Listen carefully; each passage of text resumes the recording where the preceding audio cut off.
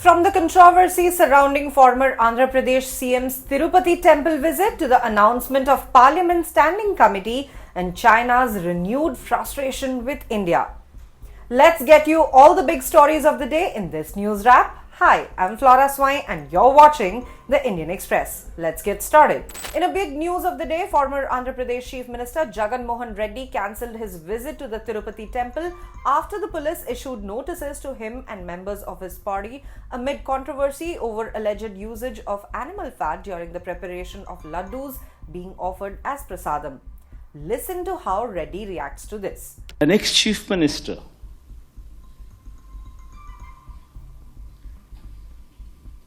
who's visited Tirumala Tirupati Devasthanam temple not once but several times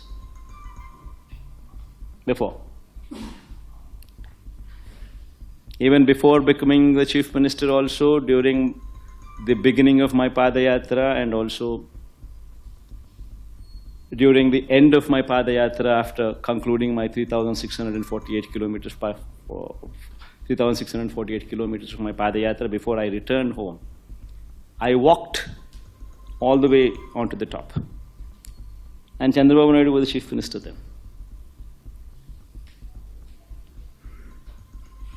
Several times in the past we visited Tirumala Tirupati Devasthanam, even before I became the chief minister.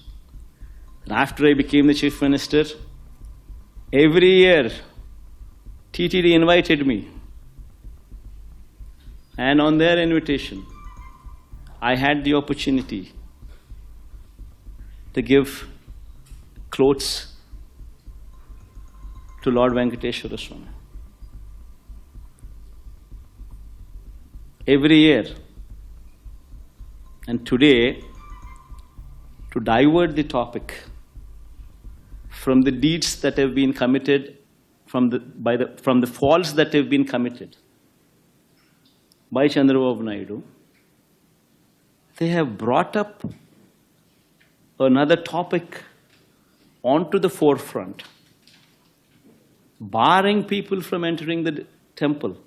After about 4 months since the 17th Lok Sabha was formed, the government on Thursday, in a late evening development, announced various department-related standing committees. Check out our report for more details on this. The Parliament on Thursday restructured its standing committees with the formation of 24 key committees assigning significant roles to prominent political leaders across party lines. Rahul Gandhi has been appointed as a member of the Defence Affairs Committee, and this committee will be chaired by Radha Mohan Singh, a BJP MP. Kangana Ranaut has been appointed as a member of the Communications and Information Technology Committee, with BJP MP Nishikant Dubey, who has been given the chairmanship of it. Congress MP Shashi Tharoor is leading the Foreign Affairs Committee, with BJP MP Arun Govil, who will work alongside him. Veteran Congress leader Digvijay Singh has been appointed to lead the Parliamentary Committee on Women, Education, Youth and Sports Affairs. A parliamentary committee is a panel of MPs that is appointed or elected by the House or nominated by the Speaker and which works under the direction of the Speaker. It presents its reports to the House or to the Speaker, and their responsibilities include scrutinizing budgetary allocations, reviewing bills introduced in Parliament, and advising the government on key. China has expressed displeasure after Indian mountaineers named a previously unnamed peak in Arunachal Pradesh after the 6th Dalai Lama once again asserting its territorial claims over the region. Here's our report on the issue. As India and China reportedly make progress on disengaging troops along the line of actual control in Ladakh, tensions rise again over Arunachal Pradesh. Beijing criticized India for naming a previously unnamed peak in Arunachal after the 6th Dalai Lama asserting its territorial claims. Chinese Foreign Ministry spokesperson Lin Jian on Thursday criticized Indian mountaineers for naming a previously unnamed mountain peak in Arunachal Pradesh after the 6th Dalai Lama. Jian claimed that it is illegal and null and void for India to establish the state of Arunachal Pradesh, while China views as a part of its territory. This comes after a team from the National Institute of Mountaineering and Adventure Sports, that is NIMAS, led by Colonel Ranveer Singh Jamwal, scaled the 20,942-foot peak and named it after the 6th Dalai Lama, who was born in the Montuong region of the Arunachal Pradesh. According to a Defense Ministry statement, the peak was named in the honor of the Dalai Lama's contributions to the Monpa community. Jagan said that he was unaware of the specific naming but reiterated China's stance that the Zhangnan region, which includes Arunachal Pradesh, is Chinese territory. Meanwhile, Arunachal Pradesh Chief Minister Pema Khandu congratulated the Nimas team for their achievement.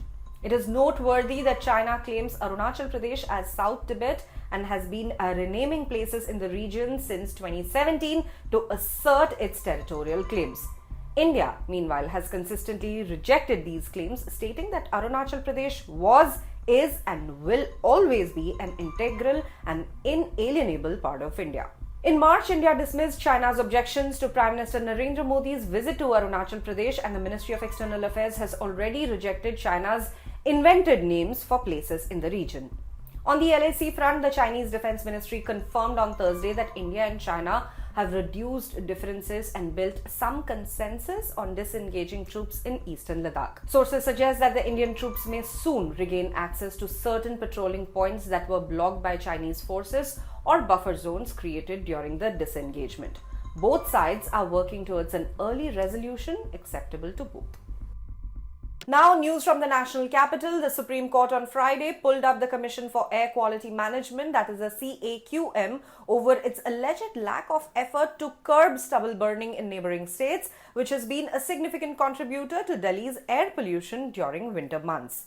The Supreme Court has criticized the Commission for Air Quality Management, that is the CAQM, for its lack of effort in curbing stubble burning in neighbouring states.